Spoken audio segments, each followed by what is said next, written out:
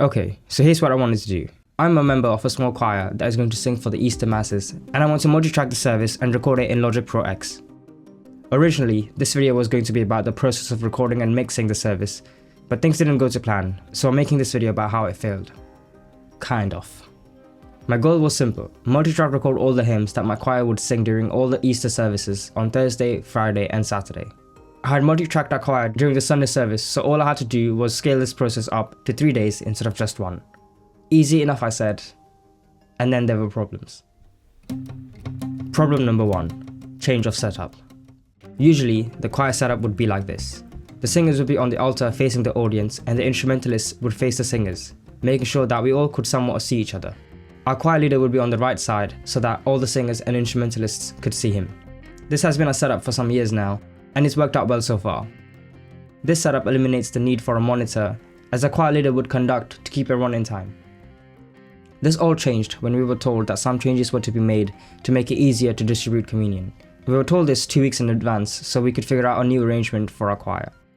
With this in mind, we decided to move the musicians from the foot of the altar to the side near the steps. This meant that the musicians and the singers didn't have a direct line of sight, but everyone could still see the conductor for tempo and intro cues. This new layout was a bit shaky at first, but with some fine adjusting over the 2 weeks, we managed to make it work. This introduced the potential need for monitoring, just to help the instrumentalists hear the singers. Problem number 2. The second problem was the question of how to record.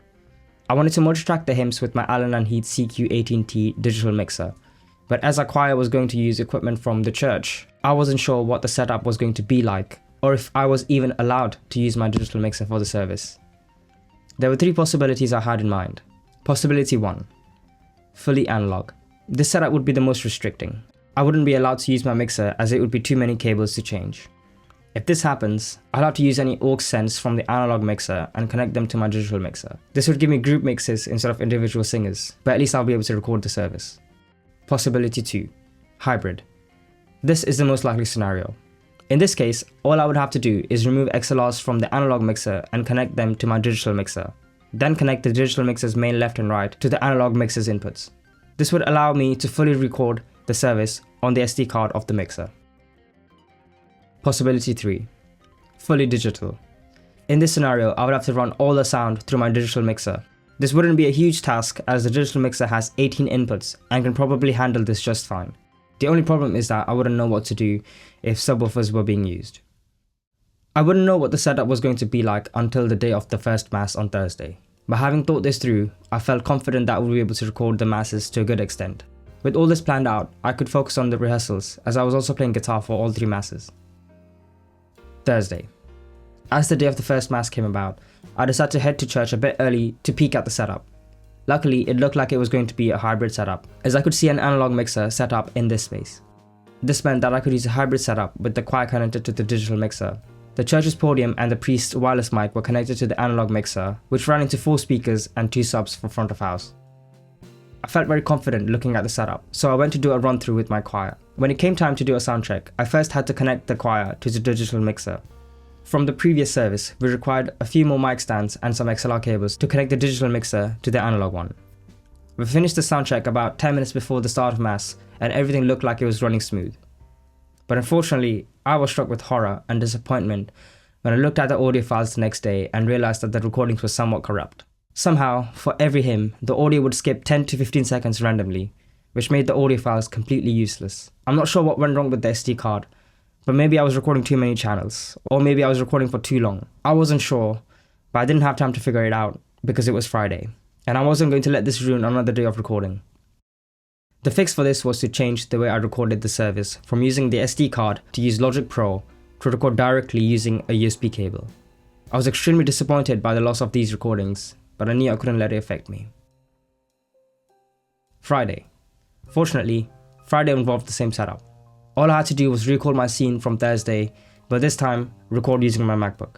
This setup was quick to change and had the benefit of allowing me to use the Mixpad app on my Mac, which I used to control the mixer, which came in very handy. The hybrid system was the same from Thursday, so I followed the same process and got ready to do a sound check. With the sound check complete, I choir played for the mass, and I managed to record all the hymns and was very happy with the results. Saturday. The final day. I started by listening to the Friday recordings. Everything was perfect. I set the source point of the mixer so that all the effects and processing were not recorded in Logic Pro, as I wanted complete control over the processing during mixing.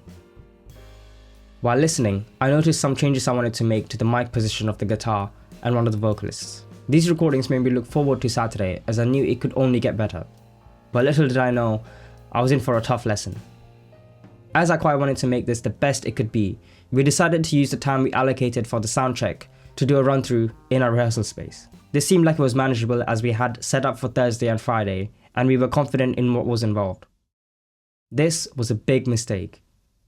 We were out of the rehearsal space far too late, and while in a rush to set everything up, we missed the sound check. I made a separate video on this if you want to know why a sound check is so important.